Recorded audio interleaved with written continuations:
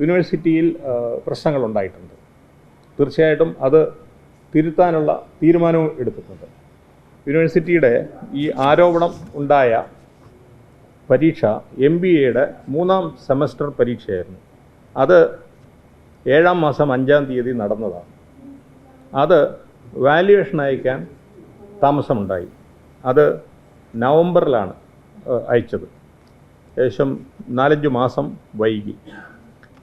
അത് കഴിഞ്ഞതിന് ശേഷം കിട്ടിയ അധ്യാപകർ എല്ലാവരും തന്നെ വാല്യൂ ചെയ്തു. അത് റിസൾട്ട് പ്രസിദ്ധീകരിക്കാൻ ഇപ്പോൾ റെഡിയാണ്, ഒരു അധ്യാപകൻ ഒഴിച്ച്. അദ്ദേഹം യൂണിവേഴ്സിറ്റിയെ അറിയിക്കുന്നത് 14/1 ജനുവരിയിലാണ് അറിയിക്കുന്നത് പേപ്പർ നഷ്ടപ്പെട്ടു എന്നുള്ളത്, പേപ്പർ അദ്ദേഹത്തിന് നഷ്ടപ്പെട്ടു എന്നുള്ളത്.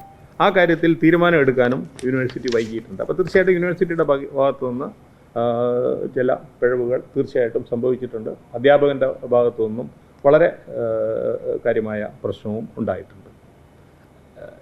എന്തുകൊണ്ടാണ് ഈ പരീക്ഷ ഇത്ര നേരത്തെ നടന്നിട്ടും വാല്യുവേഷൻ വൈകുന്നതിൻ്റെ ഒരു ഏറ്റവും പ്രധാനപ്പെട്ട കാരണം മനസ്സിലാക്കുന്നത് MBA കോഴ്സ് 100% സ്വാശ്രയ കോളേജുകളിലാണ് നടക്കുന്നത്.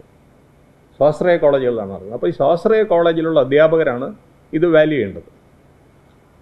ഇപ്പോൾ അവരുടെ ശമ്പളം UGC സാലറി അല്ല. അവർ പലർക്കും 15,000, 20,000, 25,000 രൂപ വീതം ശമ്പളം മാത്രമാണ് അവർക്ക് കിട്ടുന്നത്. UGCയുടെ ഒരു തീരുമാനമുണ്ട്. UGC ശമ്പളം വാങ്ങുന്ന അധ്യാപകർ അവരുടെ പേപ്പർ വാല്യുവേഷൻ സൗജന്യമായി നടത്തണമെന്ന്. ആ തീരുമാനം ഈ അധ്യാപകരുടെ കാര്യത്തിലും യൂണിവേഴ്സിറ്റി നടപ്പിലാക്കി എന്നുള്ളതാണ് ഇതിനകത്ത് ഏറ്റവും വലിയ ഗുരുതരമായ പിഴവ്. അതായത് 20,000 ശമ്പളം വാങ്ങുന്ന ആളുകളെ UGC ശമ്പളം വാങ്ങുന്നവരാണ് എന്ന് കരുതി അവർ എക്സാമിനേഷൻ വാല്യൂ ചെയ്യുമ്പോൾ അവർക്ക് പണം നൽകുന്നുണ്ടായിരുന്നില്ല കഴിഞ്ഞ കുറച്ച് നാളായിട്ട്. അതിൻ്റെ അടിസ്ഥാനം നമ്മുടെ ഒരു ഓഡിറ്റ് ഒബ്സർവേഷനാണ്. ഓഡിറ്റ് നടത്തിയവർ പറഞ്ഞു UGC ശമ്പളം വാങ്ങുന്നവർക്ക് കൊടുക്കേണ്ട, അതുകൊണ്ട് ആർക്കും കൊടുക്കേണ്ട, ടീച്ചേഴ്സിന് കൊടുക്കേണ്ട എന്ന വാക്കാണ്. അപ്പോൾ ടീച്ചർ എന്നുള്ളതിൽ ഇവർ പെടുമെന്നുള്ളത്. കോടതിയിൽ കുറച്ച് പേര് കേസ് കൊടുത്തപ്പോൾ കോടതിയും പറഞ്ഞു കൊടുക്കേണ്ടതില്ല. അപ്പോൾ ആ ഒരു കൺഫ്യൂഷൻ്റെ അടിസ്ഥാനത്തിൽ ഇവർക്ക് കൊടുക്കുന്നില്ല. അപ്പോൾ ഇവർ പേപ്പർ വാല്യൂ ചെയ്യാൻ തയ്യാറാകുന്നില്ല. അപ്പോൾ പേപ്പർ വാല്യൂ ചെയ്യാൻ തയ്യാറാകാത്തപ്പോൾ നമ്മളെ സംബന്ധിച്ചിടത്തോളം വലിയ പ്രതിസന്ധി. ഈ പ്രതിസന്ധി വന്നിരിക്കുന്നത് MBAയിലുണ്ട്, LLBയിലുണ്ട്. യൂണിവേഴ്സിറ്റിക്ക് ആകെ ഒരു എഞ്ചിനീയറിംഗ് കോളേജുള്ളൂ, ആ എഞ്ചിനീയറിംഗ് കോളേജിലുണ്ട്. ഇവിടെ എല്ലാം സ്വാശ്രയ അധ്യാപകരാണ്.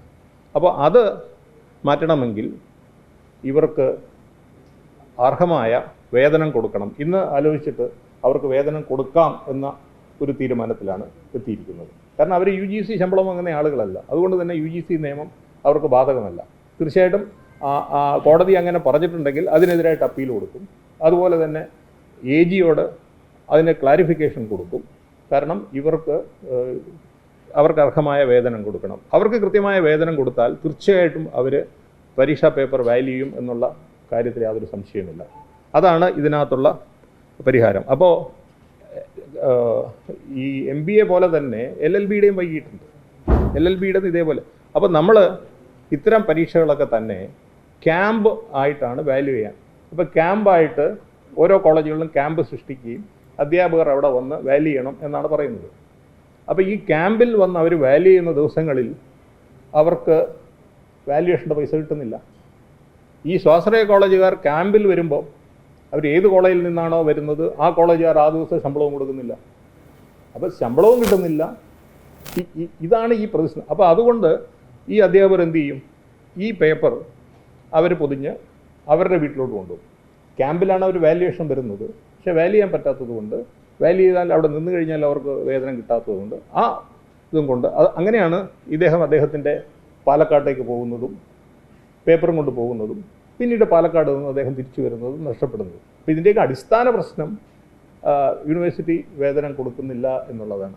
അത് തിരുത്തിയേ പറ്റൂ. അത് തിരുത്തുന്നതാണ്.